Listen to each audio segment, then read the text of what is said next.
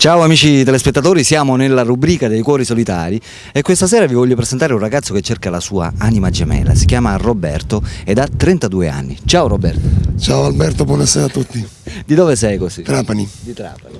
E dimmi un po' Roberto, come dovrebbe essere questa tua ragazza ideale? Che tipo di donna vai cercando? Ma un ragazzo semplice, specialmente di mente, perché la cosa più importante sia la mente, che la bellezza non è che comporti tanto. Poi una ragazza, anche se studia, per me non ci sono problemi, tanto io lavorando ci possiamo sempre beccare. Tu che lavoro fai? Io lavoro in un ufficio di settimana e il sabato e domenica sono aiuto cuoco. E cerco una ragazza simpatica, capelli neri e media altezza perché io sono alto. Tu quanto sei alto? Io sono 1,85. 1,85, quanto pesi? Sì, 85 kg. 85 kg. Sì. A quando ammonta la tua vecchia storia d'amore? Un anno e un paio di mesi fa.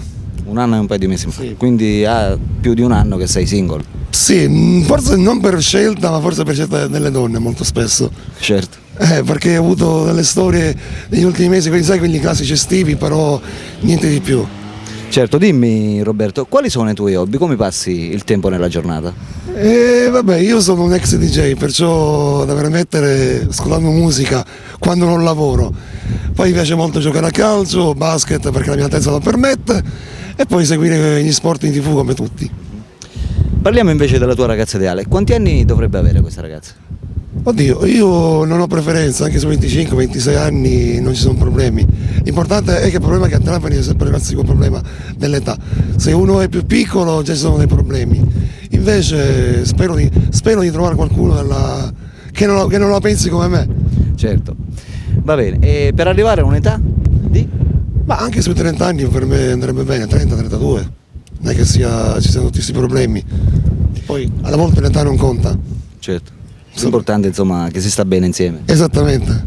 Va bene Roberto, bene amiche delle spettatrici, se c'è qualche ragazza interessata a Roberto, 32 anni, di Trapani, può chiamare direttamente il suo numero telefonico che vedete in sovraimpressione, ok? Roberto è qui che aspetta, quindi telefonate al più presto possibile, ok? Ciao da Alberto, ciao da Roberto. Ciao amici, a dopo.